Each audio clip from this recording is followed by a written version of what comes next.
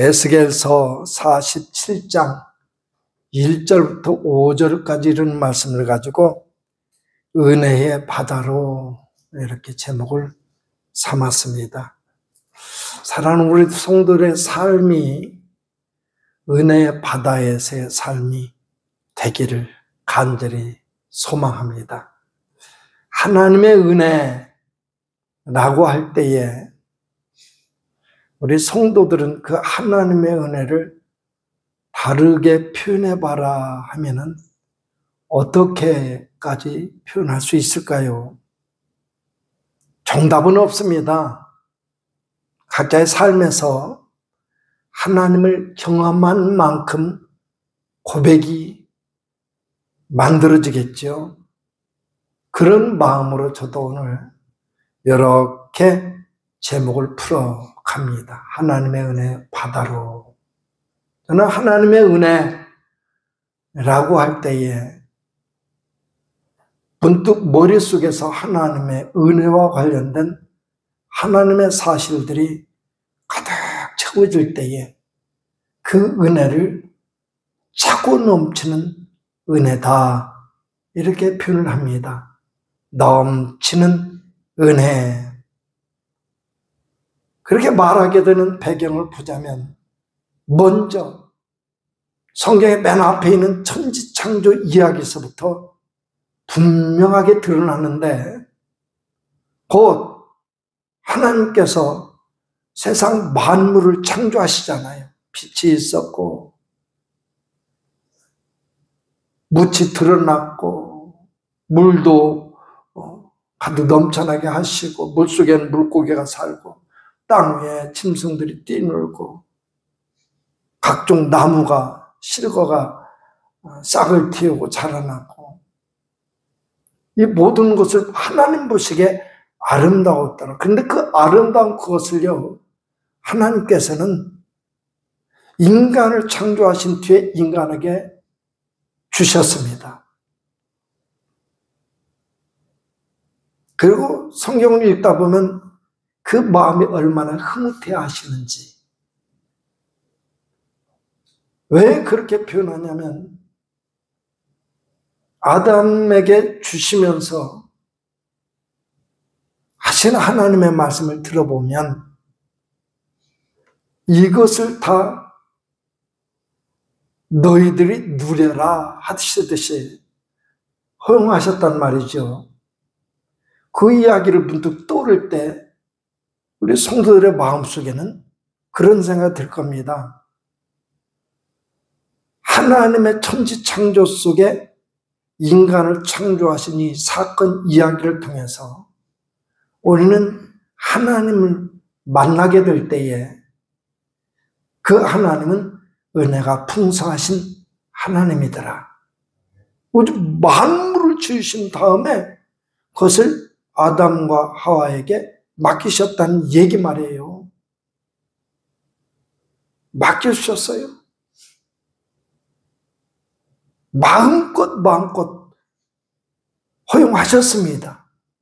허용된 그 모든 것들을 이야기들을 말씀들을 꼭 부여잡고 생각할 때에 오늘날 살아가는 우리의 삶에 적용시켜 본다면 이렇게 말할 수 있을 것 같아요. 하나님과 교제 나누는 데에 필요한 모든 것이 거기 있었다. 충분할 만큼 그 모든 것이 거기 있었다. 할렐루야. 아멘 시킨 이유는 이 시대의 우리의 삶이 그렇다는 것을 비춰보라고 아멘 하도록 만들었습니다. 하나님이 최초에 창조하신 그 에덴 동산에는 하나님과 교제 나누며 교류하며 그 사랑을 치고가는 데에 필요한 모든 것이 있었고 충분한 모든 것이 있었더란 말이죠.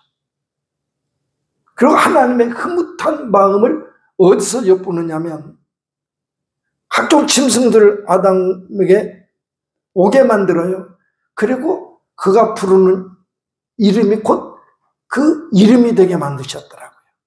그러니까 하나님의 마음이 얼마나 흐뭇해 하시는지 알 수가 있죠. 이 사랑을 저는 넘치는 은혜의 모습이다. 이렇게 표현을 하는 것입니다. 뿐만이 아니죠. 제가 최고 좋아하는 표현 중에. 그런데도 불구하고 아담과 하와가 하나님께 범죄했습니다. 하나님에게는 죄가 있을 수가 없지요. 죄의 삭은 사망이라고 하는 하나님의 기준이 있습니다. 원칙이 있어요. 하나님의 사실에 그것은. 그 하나님의 사실, 애써서 죄졌기 때문에 버려야 된다 이게 아니라 하나님에게서는 죄라고 하는 것은 물에 기름을 떨어뜨리면 물과 기름 아무리 휘저어도 하나가 될 수 없듯이 절대로 하나님의 세계에는 죄라고 하는 것이 있을 수가 없죠. 그래서 결국 아담과 하와는 추방을 당하잖아요. 그런데 그 이유 보자면 몇 차례 말씀드렸습니까? 그때 하나님을 우리 성도들은 기억하실 겁니다. 마치 상상을 해본다면 그 모습을 연출하려면 이렇게 연출할 수 있을 것 같습니다.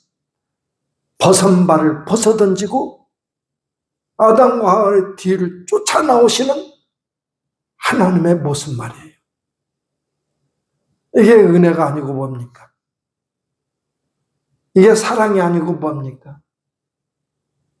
하나님과 사랑, 하나님의 은혜라고 표현하되 감당할 수 없을 정도의 사랑이더라, 은혜더라. 그래서 넘치는 은혜의 모습으로 표현을 하기에 부족함이 없습니다. 그뿐만이 아니라 또 하나 더 찾으라면 저는 이렇게 찾아볼 수 있어요. 그 넘치는 은혜와 사랑을 좀 더 이제는 표현하게 적당하게 말씀으로 적용시켜 본다면 저는요, 예레미야서 33장 3절의 말씀을 꼭 붙잡습니다. 거기 말씀은 그렇게 돼 있어요. 너는 내게 부르짖으라. 적어도 여기에서 너라고 하는 대상은 하나님께 범죄한 하나님의 사람, 이스라엘이니까요. 하나님의 사람들을 일컫습니다. 그들 위해서 하나님이 말씀하시는 너는 내게 부르짖으라. 이게 은혜가 아니고 뭡니까? 의로운 사람, 하나님 앞에 떳떳한 사람, 신실하게 하나님 섬겨가는 그 사람만이 아닙니다. 예레미야서의 내용이 주로 회개를 촉구하고 이스라엘 민족을 향해서 경고의 말씀 되어지고 그럼에도 불구하고 하나님 용서하실 것이라고 하는 회복에 대한 예언으로 구성되어 있지만 그 가운데서 보더라도 이 말씀은 분명 은혜의 말씀이죠. 이 말씀 여기에 그치질 않더라고요. 내가 내게 응답하겠고 그 다음에는 뭐냐면 네가 알지 못하는 크고 비밀한 것을 보여주리라. 여기에서 크고 비밀한 것. 우리에게 크고 비밀하다면 무엇이겠습니까? 크고 비밀하다? 이렇게 표현합니다. 우리의 상상을 동원해서 생각할 수 있는 세계가 있어요. 상상할 수 있는 세계를 뛰어넘는 그것, 크고 비밀한 역사. 그것을 크고 비밀한 것, 일, 이렇게 말해본다면 이것은 엄청난, 우리로서는 감당할 수 없는 하나님의 은혜지요. 그래서 이것을 하나님의 넘치는 은혜 이렇게 말합니다. 이 세 가지만 규절만 뚝 붙여도요, 그냥 넘치는 은혜 이렇게 표현하기는 부족하더라고요. 그래서 저는 거기다 한 단어를 더 붙여서 차고 넘치는 은혜다 이렇게 말합니다. 그리고 다시 풀이하자면 차고 넘치는 은혜는 뭐냐? 우리에게 필요한 것들을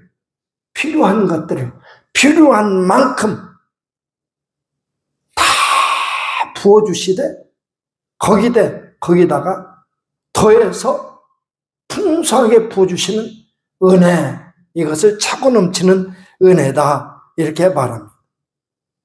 근데 우리는 잘 알고 있습니다. 하나님의 사실들을. 하나님이 이런 은혜를 왜 주시는가까지 나가서 질문하다 보면 하나님 우리에게 빚진 것도 아닌데 내게 뭐 잘한 것도 없는데 까닭 없이 이유 없이 부어주시는 은혜더란 말이에요. 아니 왜 그러세요 하나님?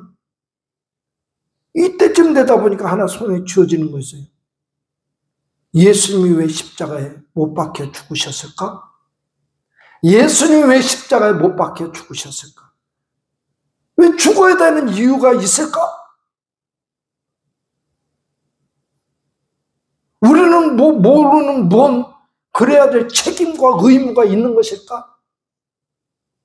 아무리 생각해도요. 다른 이유는 없어요. 참 궁색하게 간신히 찾아내는 이유는 뭐냐면 하나님의 넘치는 사랑 때문이더라.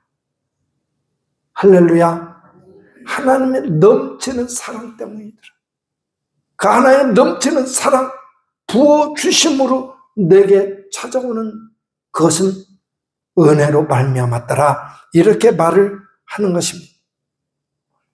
그리고 지난주에 말했듯이 그 은혜와 사랑은 다른 이유 하나 없이 오직 하나님의 자비하심의 근거를 두고 있더라라고 하는 것입니다. 그렇기 때문에 우리는 이쯤에서 하나 경각심을 가져야 될 게 있어요. 신앙생활함에 있어서 이 차고 넘치는 하나님의 은혜 앞에서 깨달아야 될 것이 있습니다. 뭐냐, 그것으로서도 우리의 삶에 만족하지 못한다. 우리 그 하나님을 따라가는 삶의 최우선순위 두지 못하는 것은 제가 말 잘못하기를 차라리 원합니다. 그것은 뭐냐? 우리의 욕망 때문이다. 잘 기억하셔요. 언제 또 이런 말 할지 모릅니다. 내가 하나님 따라가는 길에 이런저런 얘기 많습니다. 할 수 있는 말이 많겠죠. 그러나 그 모든 것은 하나님 앞에서는 적어도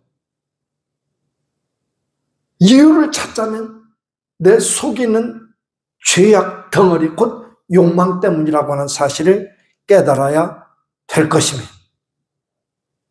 제한받지 않고 그 차고 넘치는 은혜의 통로가 쫙 열려진 사람은 이렇게 고백할 것 같아요. 어떤 목사님은 그런 고백을 하더라고요. 은혜라는 찬양. 우리 찬양 내가 많이 부르니까 들어보셨죠? 제가 여기 적어놨어요. 가사만.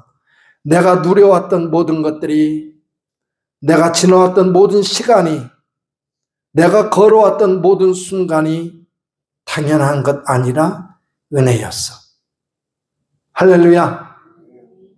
아침 해가 뜨고 저녁에 노을이 붉게 물들고 하루가 시간이 지나면 그렇게 되죠. 그것을 그렇게 되는 당연한 것이 아닙니다. 하나님의 은혜더라는 것이죠. 봄에 꽃향기가 피고 가을이면 붉게 물들고 열매를 맺고 하나님의 은혜라고 고백하는 찬양이었습니다. 변하는 계절들, 여름에 푸르른 것, 겨울에 항상 가지만 남는 것, 그 속에 생명이 자리 잡고 있는 이 모든 것도 우리에게 깨우침을 주시는 하나님의 은혜라고 하는 것. 사랑 우리 성도들, 이 세상에 태어난 것, 나는 왜 어려운 일만 당하나요? 내게는 왜 불행이라는 것이 당연한 삶처럼 닥치는 것인가요? 그런 생각 가져본 적 있으십니까? 그런 사람은 생소한 표현일 줄 몰라도요, 이 하나님의 넘치는 은혜를 경험한 어떤 목사님이니까 그런 게 아니라 하나님의 사람이니까 그런 것 같아요. 내가 이 땅에 태어나 사는 것, 어린아이 시절과 지금까지 숨을 쉬며 살며 꿈을 꾸는 것, 이 모두가 다 당연한 것 아니라 하나님의 은혜였습니다. 우리의 고백도 이렇게 되기를 간절히 주의 이름으로 축복합니다. 이렇게 할 때 비로소 스스로가 이것을 규정하지는 못한다 할지라도 하나님의 차고 넘치는 은혜 가운데 사는 삶의 모습이 이렇게 투영된다 말할 수 있을 것 같습니다. 그 은혜, 넘치는 은혜가 가득한 곳을 상상하다 보니까 오늘 본문에까지 이어지게 되는데, 본문에 이어서 뒤에 나오는 말씀까지 연결되다 보니까 이게 은혜의 바다로 우리를 이끌어 가시는 손길이요, 내 삶의 교회 생활뿐만이 아니고 예배 생활뿐만이 아니고 가정생활도 사회생활도 어느 곳에 있든 무슨 생각을 하고 있든 누구를 만나든 하나님의 은혜 가운데 고백할 수 있는 모든 것들 모아보면 그 삶을 이루고 있는 모든 것들이 은혜의 바다와 같은 역할을 하는 소중한 재료들이 되더라, 이렇게 말을 드립니다. 저는 이 은혜의 바다라는 표현이 그래서 참 실감이 납니다. 저는 어렸을 때 바닷가에서 자랐습니다.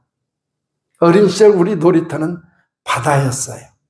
서해안 바다는 밀물과 썰물 차이가 많습니다. 밀물이 들으면 바다 썰물 때 보여지던 그 갯벌들은 보이지 않고요, 그 물속에서 들어가서 놉니다. 물이 가득 차면요, 땅이 발에 닿지도 않아요. 거기서 텀벙대고 그냥 놀아요. 발 닿지도 않는데도. 그리고 장난치고 싶으면요, 물속으로 쏙 들어가요. 그래서 장난치고 싶으면 밑으로 쏙 내려가서 갯벌을 한 주먹 쥐어가지고 물속으로 쏙 나와서 친구들한테 확 던져버려요. 그리고 쏙 들어가요. 누가 한지도 모르게. 그때가 문득 생각납니다. 물속에 쏙 들어가 버리면요, 이게 머리털에서부터 구석구석구석구석구석 그 물에 잠겨져 가지고 물이 젖지 않는 것이 없더라고요. 은혜의 바다의 삶이라고 하는 것이 이런 것은 아닐까? 은혜 바다 가운데 사는 삶은 발버둥 친다고 해서 벗어날 수도 없고, 은혜 바다 속에 잠기면 온통 은혜가 되어버리는 것입니다. 저는 우리 성도들 그런 삶이 되길 간절히 원합니다. 은혜의 바다에 깊이 빠져보지 않은 사람은 모르죠.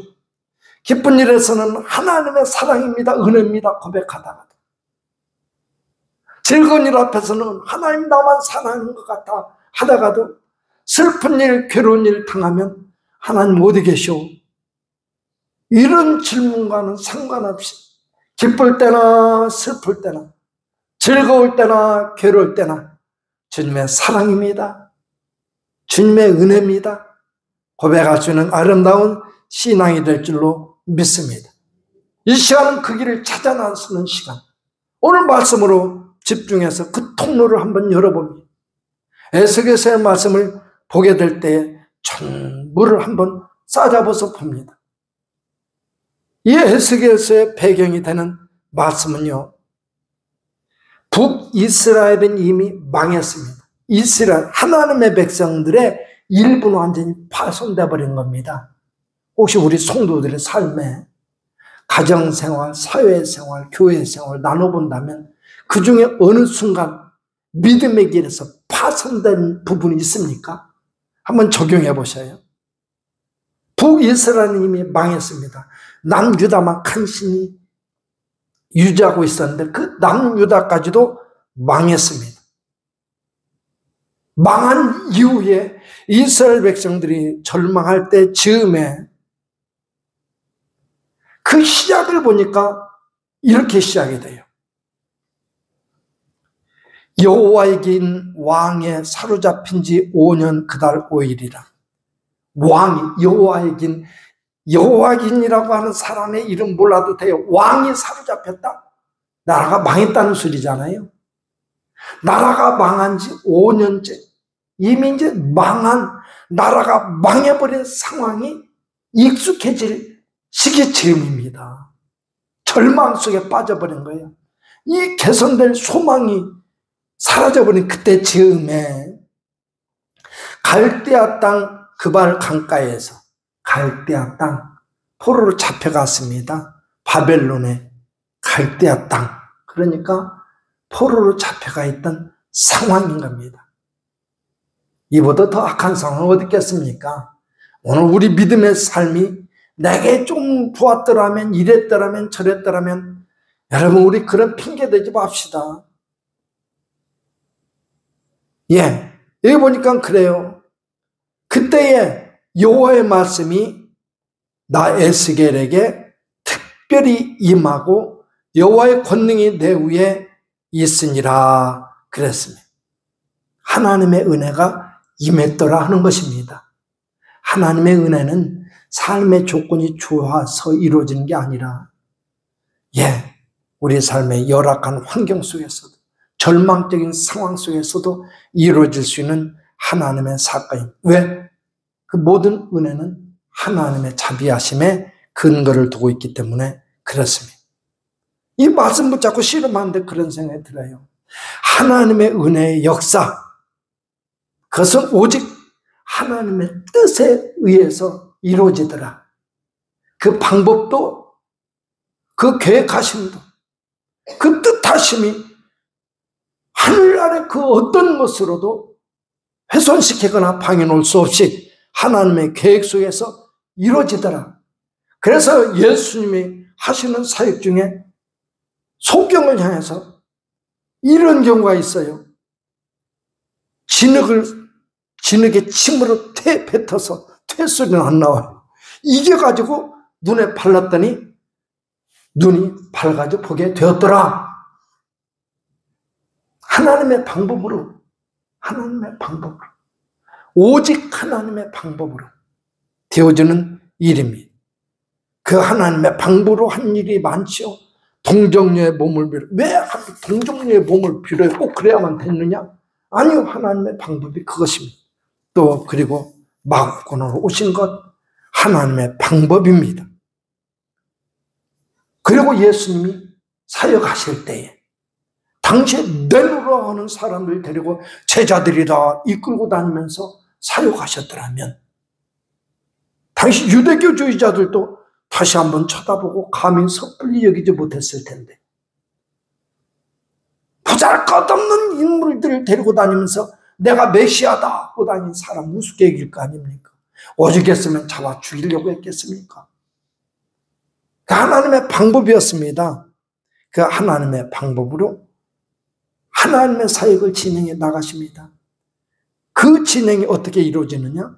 에스겔서 1장부터 하나님의 방법이 쭉 나오는데, 첫 번째 환상을 통해서 말씀하셔요. 환상을 통해서.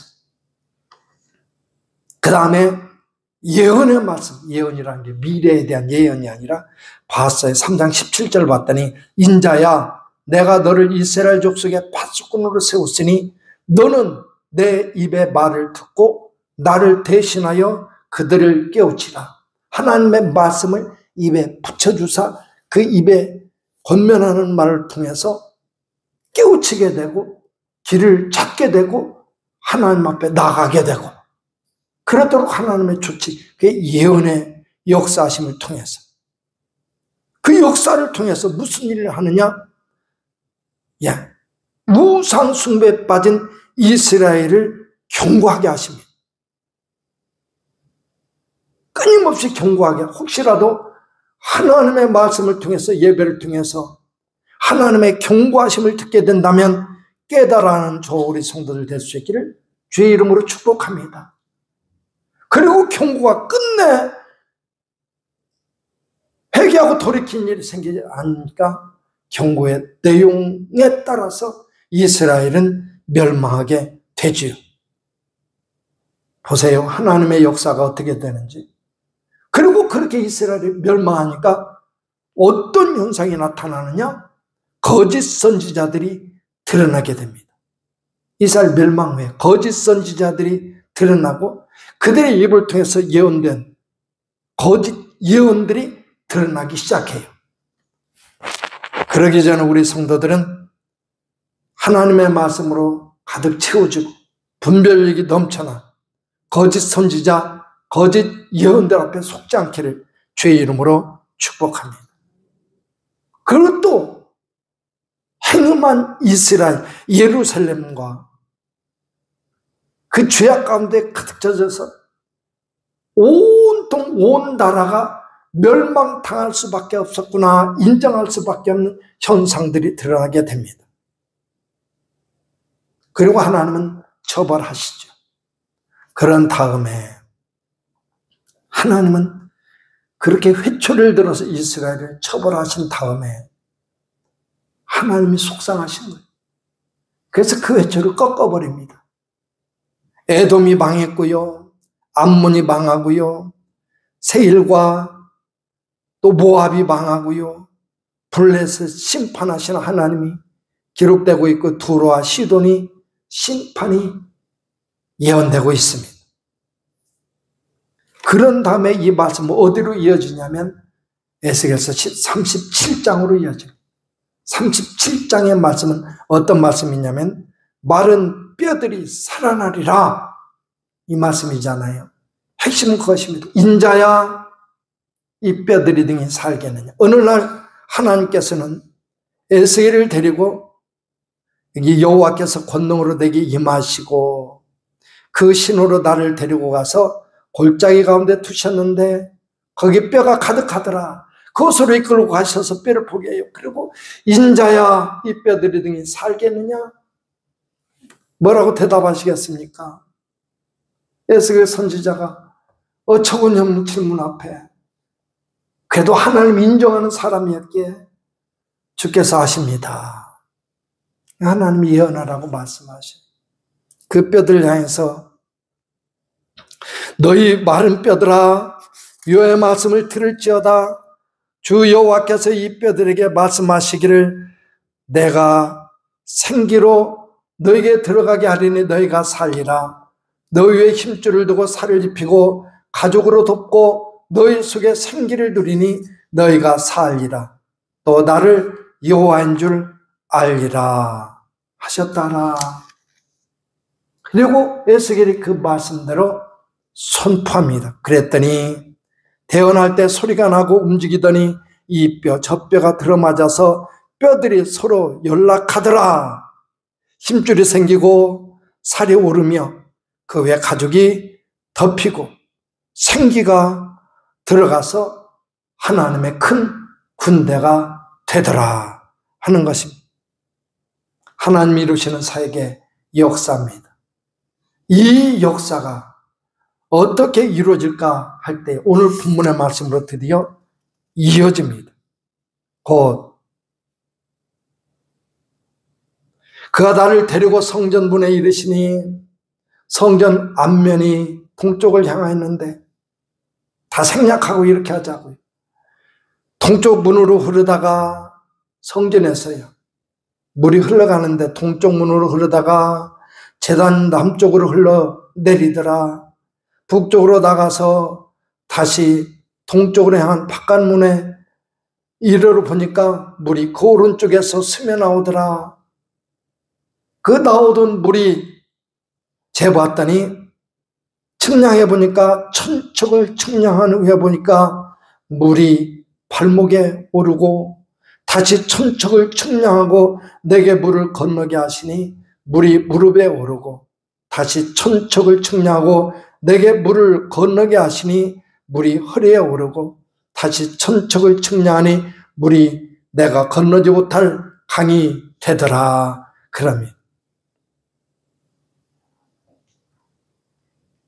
이 은혜의 자리로 오늘 본문의 말씀은 우리를 초청하는 것입니다. 이어진 말씀까지 쭉 볼 때에 물이 흐르고 넘쳐서 바다에 흘러가서 바다에게 생명을 공급하는 능력이 되는 말씀으로 이어지고 있습니다. 우리는 고백합니다. 하나님의 말씀은 능력이 된다고. 믿고 순종하는 자에게는 그 말씀이 현실이 된다고. 하나님께서는 지금 그 길을 열어놓고 내딛는 발걸음만큼 풍성하게 하십니다. 본문의 말씀은 은혜의 바다로 부르는 하나님의 부르심입니다. 그 부름에 주저하지 말고 달려갈 수 있기를 주의 이름으로 축복합니다. 발목이 잠기도록 달려갈 수 있기를 축복합니다. 무릎이 닿도록 달려가시기를 축복합니다. 이왕이면 허리에 이르도록 달려갈 수 있길 바랍니다. 마침내 이왕이면 온 몸이 물에 잠기도록 은혜의 바다를 향하여 달려갈 수 있는 우리 정상교회 모든 성도들이 되기를 주님의 이름으로 축복을 드립니다. 그래서 물이 내 온 삶에 가득해서 피할래야 피할 수 없이 차고 넘쳐서 내 삶의 세포 구석구석까지 은혜로 가득 채워가는 능력 있는 삶, 풍성히 누리기를 주의 이름으로 축복합니다. 기도하겠습니다.